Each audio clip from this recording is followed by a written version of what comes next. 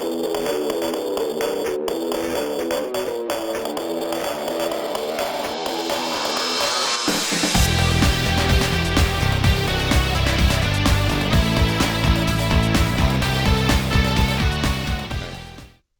and welcome to another episode of Tech Interviews. On this week's show, we're going to take a look at, one of the big IT community events of the year. It's VMworld. It's just around the corner. Of course, it's 2020, so that means VMworld is going to run slightly differently, as most of the big conferences have this year. But I thought it'd be well worth us taking an exploration of what we can expect, how it's going to be different, beyond the obvious of how it's going to be different, and what kind of messages and things that we can expect to see from it. And also I wanted to kind of dig into a little bit about how it's going to affect the tech community, because VMworld is usually a huge tech community event. It's a big opportunity for lots and lots of people to get together, meet new members of the community, catch up with old friends, and some of that, well, a lot of that stuff's obviously going to be very different this year. So I thought the best way to do that was to bring back a returning guest to the show, an old friend, somebody who's not only somebody who works for VMware and has insight into how VMworld's going to go, but somebody who's a big supporter and does a lot of work inside of the tech community. And we're going to touch on kind of both of those aspects. So welcome to the show this week. It's Yadin Porter De León. Yadin, how are you doing? Good to see you again. Yeah, it's great to see you again, Paul. We're seeing each other, which is fantastic. Not just like chatting on a call. See, the Zoom thing, and the Skype thing, all that stuff just kind of brings us face to face. But I love how you set that up. That's such a wonderful introduction, Paul. I'm always a bit humbled when I get introduced, and it sounds, all the stuff you say sounds way cooler than like what it really is. I'm like, I just wanted to show up and kind of help people do what they do better, and that's usually how I do my intro. Starting the Level Up project and the vTrail map and all that stuff. But like I said, I was saying before, you've got this podcasting voice, Paul. It's just like, it's so just so you know, if you're listening to this podcast, this is how Paul sounds all the time. This is not just a special voice he puts on. It's like, this is he's authentically podcasting all the time. So here in, I don't know how this translates around the world, but in the UK we have a phrase, it's your mother's telephone voice. So when she answers the phone, she speaks as though it's the Queen at the other end. So it's a great. So that's listening to her. And that's clearly how I speak all of the time, as though I'm speaking to the Queen at the other end, or in this case, Yadin at the other end. So I talk to everybody like it's you.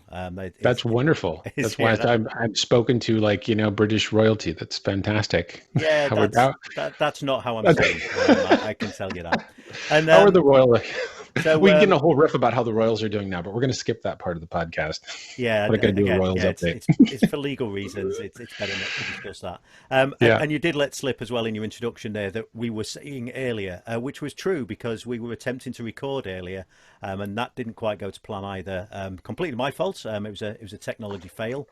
So here we go again. Having a go at this week's tech interviews. So Yadin, look, before we jump into kind of our subjects, obviously we've had a little bit of a chat about some of the things you do. But for people who don't know you, have maybe not heard you on a podcast before or not heard you on tech interviews when you was on previously, do you want to kind of tell people a little bit about who you are and what it is you do? Yeah, I'll keep it super short because I can't stand the ones that are like talked about like people where they start with their first computer. I'm not going there. Okay, everybody. All right. So I work as a content strategist at VMware, which is just a weird term for the fact that I make content with people. So with people, for people. I don't have a marketing background though. People say like, oh, marketing. Like, no, I have a background in regional management, sales alignment, and professional services. So I take that world of reality and rational thinking and actually doing stuff, and I try and bring it into the marketing world, which is, as you can imagine, it's a very tough road. But I have the absolute fortune to do some wonderful work where I get to, of course, shameless plug, be the host of the CIO Exchange podcast, where I talk to, real people solving real problems, and a whole bunch of other stuff at VMware. That's just a whole ton of fun where I get to work with, the executive staff and, the people do the hands-on labs and all across BUs and corporate. And so I couldn't be happier with, with the fun work that I'm doing because I get to, help people, do what they do better by creating stuff, that helps them with that. So that's kind of in a nutshell what I do.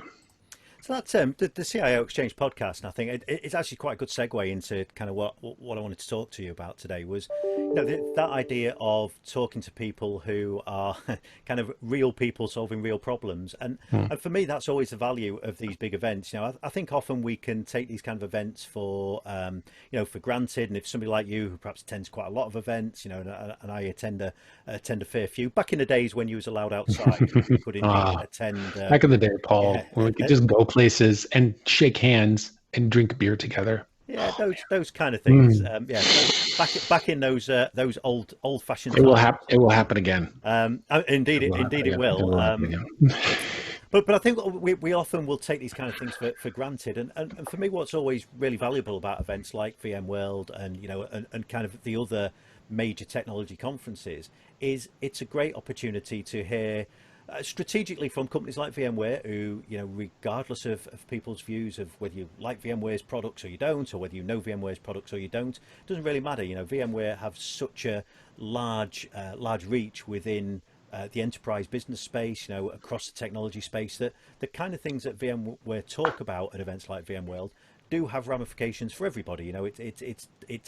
They are generating technology trends and also developing products and solutions around technology trends that companies are indeed going to embrace. So, so I always think these things are really useful. And it's interesting in that CIO Exchange podcast that you talk about talking to people who are actually taking that technology and delivering it and solving real business problems. So we'll make sure we get a kind of a plug for that into the show notes.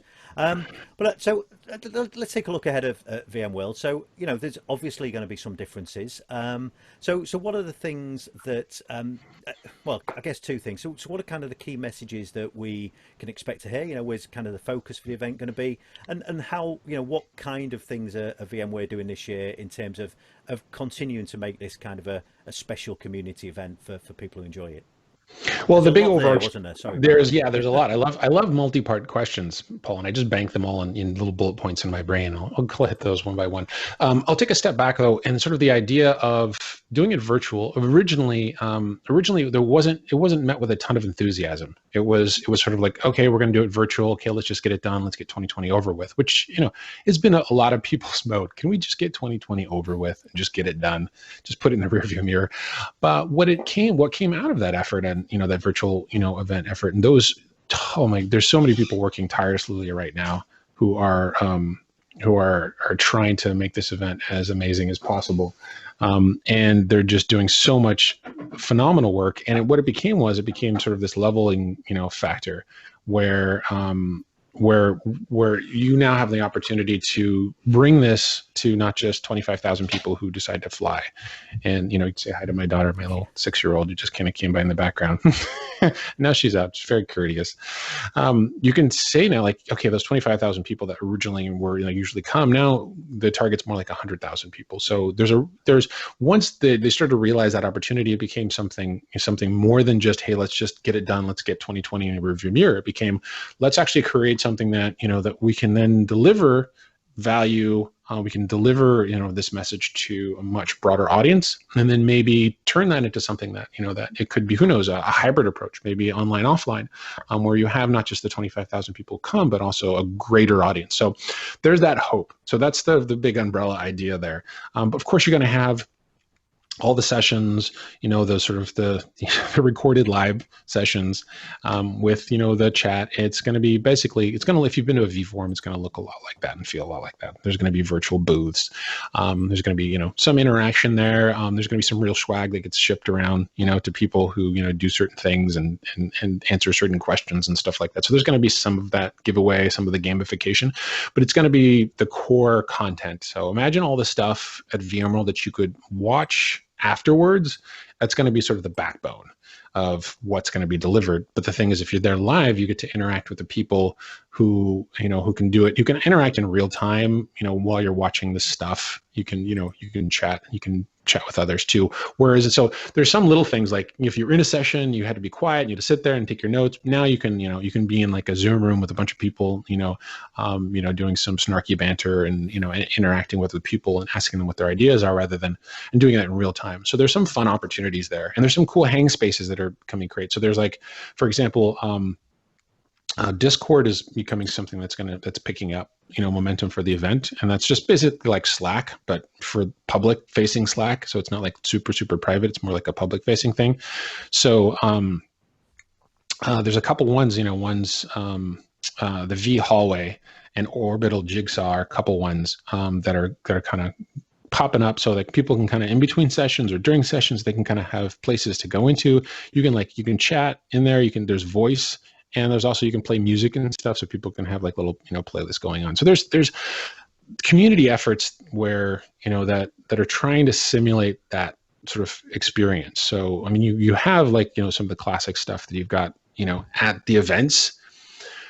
But the key thing is like, okay, everyone expects that. That's the table stakes piece of it. Well, what's that experience going to be like for somebody who normally wouldn't have been able to fly and is now going to be part of this? And that's a big question. It's like, okay, is that going to be something they're going to look at? Hey, this is really wonderful. And hey, there's a lot of community stuff going on. Wouldn't this be amazing if I was there in person? Or an opportunity for people who may not have thought they should join, but if you go and you register it, it's free for the first time ever, and you go and you take these sessions and you go back to your boss or your team and say, here's all the stuff that I learned. Maybe that's your momentum then to say, look, in 2021, I think I should really go there, fly there, because there's even more value that I can get.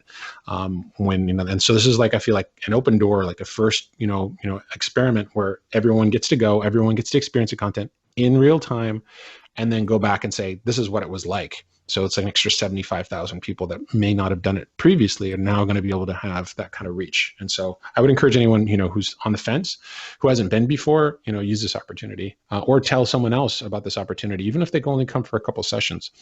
Yeah, it's an amazing opportunity. and I think that's a I think it's a really great point, because it's I mean, we've got I think the week before there's Microsoft's Ignite conference. Obviously we've got VMworld the week after. And I think there is it does open. It's a little bit of a double-edged sword. I think we were speaking in our first attempt to record this, but we were speaking about how some people are already kind of feeling a little fatigued. Oh, it's another thing that I'm going to kind of sit there for 7 or 8 hours watching online sessions cooped up in my home office or wherever my workspace is. Yeah. But I think also, I mean, for me, I've looked at this in very much the way that you've just described. I've looked at this as an opportunity. There's events here that, because you can't go to every event as much as you might like to, and as interesting as you think they might be, you just can't fit them all in. Like all of us, we've all got real jobs that require us to be somewhere else.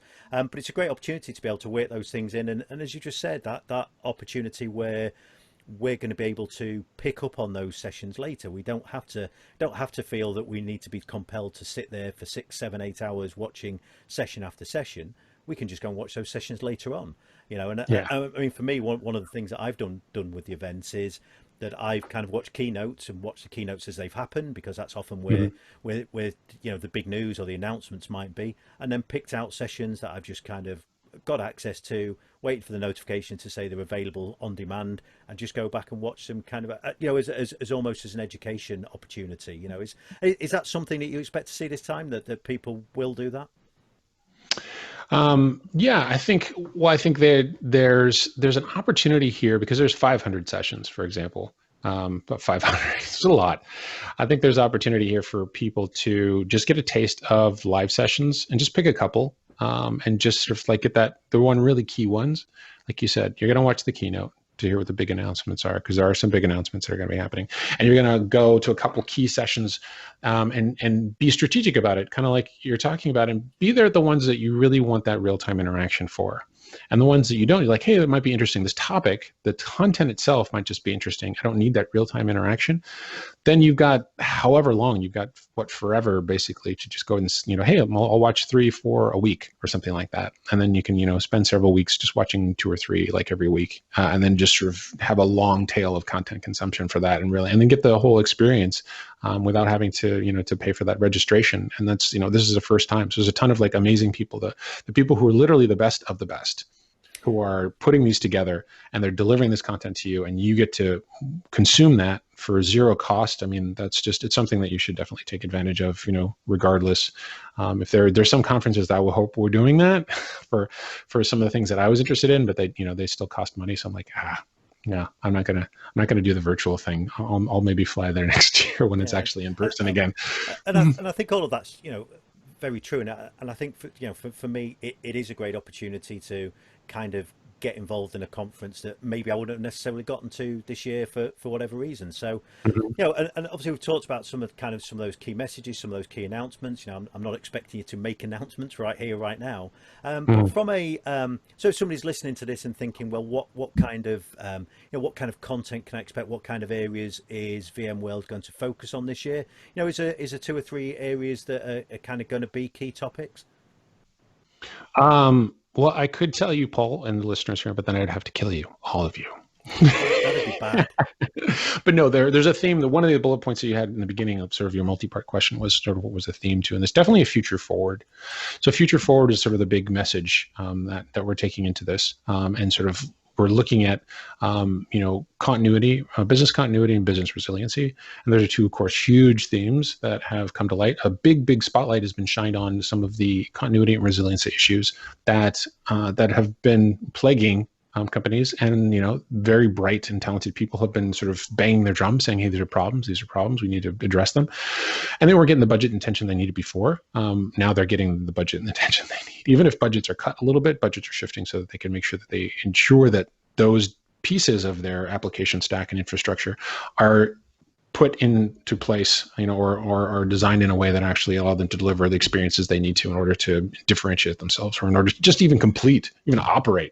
I mean, a lot of people are like, oh, everyone's got to go to cloud, but we had lots and lots of conversations where actually one big push was for people to build their applications and manage their infrastructure better. They realized they just weren't doing good enough. They needed to pivot, and they didn't have the speed at all. And they're like, whoa, we need to be able to do things faster. If we need X, Y, and Z, we need to be able to get to that conclusion faster and get to that result faster. And we need the infrastructure and the application team to be able to do that. And realizing that they don't. So it's not like, hey, just throw everything up in cloud, because they can't. I mean, the crown jewels most of the time, as are in the data center, and they need to be able to figure out how to do. Some cloud movement has happened. It's usually it was cloud planning that already happened before, and now it's just accelerating. So the themes of VMworld are really kind of dovetail with that idea. Was what are people really needing right now? How are all the different solutions that VMware has in their portfolio, how are they going to help me now? And then how are they going to help me have that future forward vision, so that you can put in place, tools that then have that future forward, capability, that business resiliency, that business continuity. So when you're looking at this and, hey, look, this isn't just something that it's cool tech for me to play around with and for me to be better at X, Y, and Z skill. It's really the focus is, okay, how do we actually show that we're there, showing up for the people who consume our products, and say, look, we're here for you. We see what you need, and this is how you should look through all these different lenses. These different 500 different sessions are everywhere from from the technology to tech for good, to managing your career. So this is very I think that this is a great opportunity for us as well at VMware to really provide something that just really moves the needle. Not just, hey, here's some content, you're privileged to have made it here and flown here and be here, and there's going to be some of that exclusivity in the future again. But this is really like, hey, let's really deliver for the people who are consuming this. This is their precious time. This is the first for maybe 75,000 people, the first time they're ever coming to this. Let's make sure that we really deliver for them. And I'm kind of over the moon and kind of overwhelmed by seeing how much effort is being put by so many teams to really produce really high quality stuff for this. And because it's also a lot of recording that's being done, a lot of video recording, a lot of screen capture, and some amazing work is done. And I'm excited.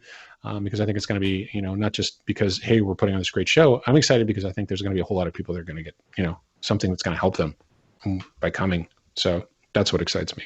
Yeah, and I think there's, again, it's a great point in understanding kind of the context of the world that we now live in, and that world has changed hugely, and people's business focus has changed over the last kind of 6 months. I think it's way too easy for companies of all sorts, not just technology companies, but I think it's certainly a conversation I've had occasionally where some companies that you speak to are still talking as though none of this has ever happened, and that they're not kind of having to rethink how their IT infrastructure is going to Yeah, look, and I yeah. think there's lots and lots of value in, we talked earlier on about the idea that VMware, because of that kind of market reach and that influence that they have as a company, how VMware are helping organizations to solve some of those kind of problems that have become very much new to them or have become much higher priority to them over the last few months.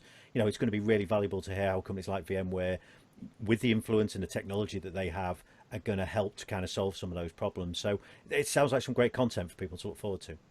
Yeah, yeah. And so hopefully with the content too also comes that community piece. So this is the part where I shamelessly plug the Level Up project. Yeah, well, So let's do that exactly, because I think we talked about this both before we started recording and then in the recording that technically failed miserably. But we kind of talked about this idea that, and we have said it a little bit in the introduction to this, that VMworld is one of those events which is a huge community event. Much of the community that I'm lucky to spend time with, and some of the people I've got to know, including yourself, have come about because of that VMware community. And actually, regardless of how much you use VMware's technology, that community is kind of all encompassing. It's other software vendors, it's storage vendors, it's hardware vendors, it's mhm. it's leaders in different kind of technologies. They all kind of gravitate towards this event, and so that kind of community piece is a huge part of that. And obviously you've done some, kind of touched on this idea of the Level Up project. So so let's have a look at that. So let's talk a little bit about how how communities can be affected. But maybe a good introduction to that is to talk about the Level Up project. And I know it's a real passion of yours. It's been somehow been fortunate to kind of work with you on from the very start. But for people who've not familiar with it or have not heard us talk about that before, do you want to talk a little bit about that and how that's going to kind of feed into this online experience of VMworld? Yeah, yeah. Just quickly, Level Up project was started to help people level up in their careers, full stop. And so it was built for the IT community, and it was launched around the community, the virtualization community, or the V community as it's called, and saying, okay, well, let's get something where people can say, hey, look, I want to do something for this community thing. It's like, and it's something that plugs into everything. It plugs into, it's not just, about vmugs, which are phenomenal, but it's also plugged into vBrown bag stuff and, VM Underground and Tech Field Day, and all those pieces sort of connect to this one effort. And the flagship content that's produced from the Level Up project is the vTrail map. And so Level Up project is really about 50 to 60 core founding members. And there's a lot of other people that sort of are champions and kind of around that. But the team really was there to put in place, sort of a structure so that we could, bring as many different of these threads together. Because I started it because I was really overwhelmed. Like there was just so much. Like I came to my first VMworld, and I was like the solutions exchange, and this is where everything's happening. And there's some sessions here, and I had no idea that there was this massive world outside of, Moscone Center. There's this just massive, ecosystem of stuff going on. I just wasn't even aware. And so I was overwhelmed. So I talked to like people in vmugs and like, well, how do I get this stuff? How do I get started? Is there some guide that tells me, here, start listening to this podcast, here, start going to these communities, here, this is what you do at VMworld. And they're like, not really. So I'm like, well, why don't I just start it? Sure, why not? So I started the vTrail map as a guide really for myself, and to work with a lot of different people who I just never worked with. I'd seen them on Twitter. I'd listened to them on podcasts. I wanted to do something with them, but didn't have anything relevant. And it was just amazing because every single person that I asked to step forward and become part of the vTrail map said yes, every single one. So that's just a testament to this phenomenal inclusiveness of the community. And they just all stepped forward and said, yeah, I don't even know what this thing is, but it sounds cool. It sounds like it's going to help people. And sure enough, I think we handed up like 200 like the first year or something like that. And then last year we handed like over 1,000. And then now we're of course moving completely virtual, experience. And so the reason it's funny because like handing out, like, why would you hand out something printed? And it's sort of a weird idea for people, like, you're going to print this out. This is strange. Well, the whole reason is because about anywhere between 40 to 65%, kind of fluctuates each year, are people who go to VMworld for the first time, and they may never come back again. And they're not super plugged into this community like, you or some of the listeners might be. They're not on Twitter all the time. They're not listening to podcasts, reading the blogs, all of those. And they wanted to have something not only that was going to help me and help others who want to get onboarded, who were looking to find it. I wanted a tool that other people who already hyperconnect in the community have a tool that they could use to get other people in, to find those people. I always like to describe them as they're the people who show up at the VMworld, and they're just super smart, talented individuals, but they're there with their backpack. They're in the solutions exchange, and they're kind of looking around wide-eyed going, wow, this is so cool. Like, what do I do here? You can then come up to them and say, hey, look, there's a bigger world, and you can hand them the vTrail map. Just look through this, start here. And that became really powerful. And then it wasn't just at, the VMworld where we first launched it, because you physically have to grab these people. They're not on Twitter. You can't tweet at them. You got to physically grab them and hand them something at this just big, those big round tables at lunch, giant round tables. And there's like a whole bunch of people and everyone's like at one space in between the chairs because nobody's talking to each other. This is like, I would just come and I would just set it down and set down the vTrail and say, hey, are you super connected into the stuff? Do you VMA? Do you do all this? Like, no, why would I do that? Like, here, boom, slide. I know you'll have a couple minutes. Let me just pitch this to you. And then here you go. And then I got emails from people from all over the world, from Japan, from Puerto Rico, from Norway, from everywhere, India, saying, this helped me so much. I totally got, I didn't know about all the stuff that was happening. I brought it to work. I brought it to a meeting. All these just awesome stories of people that just said, like, the vTrail map just helped them get connected to the community. And for the whole idea of the Level Up project is so they could level up their careers. It's not just because it's like fun, cool, hey, this is a tweaky little project. No, it's because people actually were able to move the needle in their careers. And either find resources, find community that could answer a question, that could give them resources, that could also, or just even give them confidence. That was a big too. Some people just giving them the confidence to say, I could step forward and do this. I could blog, I could podcast. I mean, just taking that step. Anyway, I'm on my soapbox right now, Paul. And you can tell I'm super excited about it. But what it is, since people are listening to this whole banter, like, hey, why don't you get to the part where you actually tell me what the vTrail map is? So for those who don't know what the vTrail map is, it's a list of individuals or ambassadors.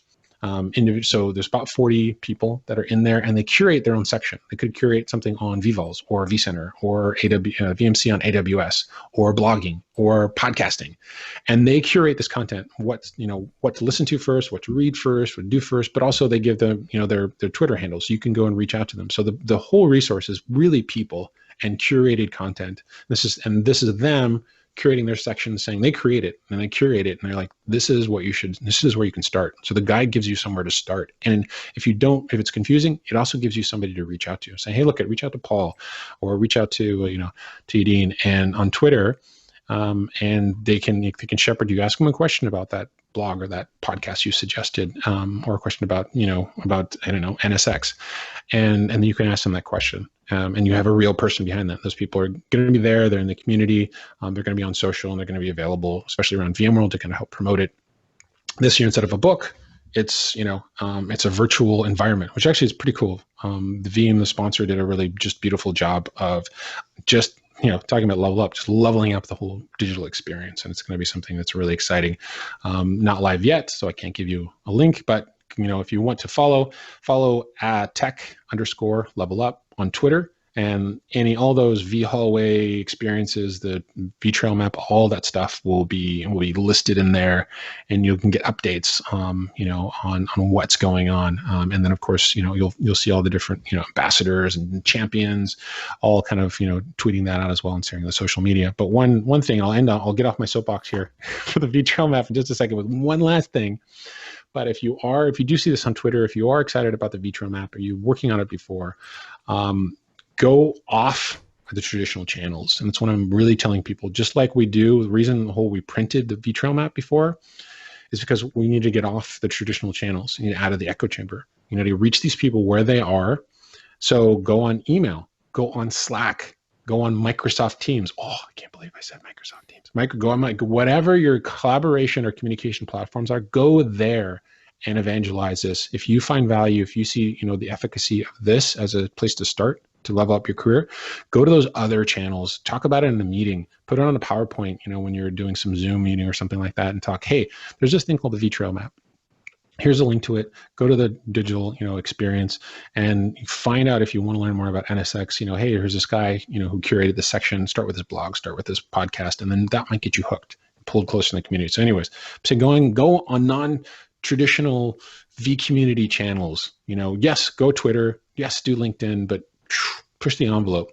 Get it to as many people as you can. There you go. I'm off my soapbox now, Paul. Yeah, so for anybody who wasn't sure, this is something Yadin's quite passionate about. Just in case you thought it was just something he did for a bit of fun. But I think there's so much, and I know when we very first spoke about this, and the idea behind the vTrail map, that of course, the real value, I think, for lots of us who have spent time working in this, I'll say community is just kind of this broad thing, like community is just one thing. But, for people who've spent time working in that community, lots of that stuff, it's like everything, isn't it? If you've done it for a while, everything seems to come naturally. But I think if you look at this from an outsider in, often people will, and they'll see somebody like you who, they'll see somebody like you who is a somebody who's very publicly, publicly available, somebody they've heard on podcasts, somebody they've seen, they know on Twitter, and they'll think, how do I approach Yadin? How do I get involved in, working in the tech community environment? I can see the value of it, and I'd love to be part of that. And I think that's been the real, the real value of that vTrail map is that nice entry, and it's almost a bunch of signposts that say, you want to get involved in the community. If you don't, that's fine. But if you do, this is where you get started. These are a whole bunch of subjects. These are people you can go and talk to, and they're all open to having that conversation. So I think it's a fantastic thing that you've put together there. Lots of that has kind of grown from that VMware community and that VMworld community. So it's great to have had you on to kind of tie those two things together. So Yadin, look, before we wrap up, I know we're coming to the end of our recording time here.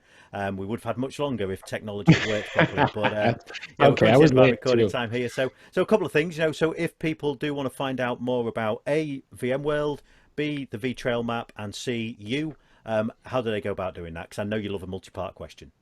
Oh, yes, love them all. So for me, you can follow me at Porter De León, PorterDeleon on the Twitters.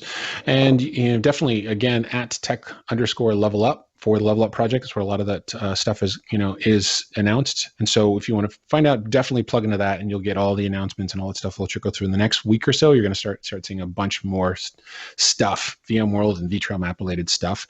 Those are the two main channels. And as far as VMworld goes, if you listen to this podcast, of course, now you're a total expert on VMworld and everything that's going on. But definitely go to, go online and go to VMworld and register if you haven't already. Check it out. Just know that you don't have to be there for the whole of the sessions, but trickle it out. Just register so you got access in case later you're like, I really want to watch that thing. Like, oh, good, you're registered, done, you got it. So that's pretty much where to find me. I try to keep it simple, Paul. Just keeping it simple. That's good. And that's what show notes are for. So I will make sure all of that stuff goes in the show notes. And, for people who follow me on Twitter, I will make sure that I'm promoting the vTrail map when it's there for people to get hold of. And particularly being as our good friends at Veeam have put that together as well. So, Yadin, that's been brilliant. Really enjoyed that chat. I think VMworld sounds like something, lots and lots of things to look forward to. And particularly timely as people look at what their future looks like. And it's great to see so much thought gone into maintaining some element of community in something that's going to be a very, very different experience for many this year. But it's been great to have you on. Look forward to having you on again sometime in the near future. And but hey, thanks for being on Tech Interviews. Look forward to speaking to you again soon.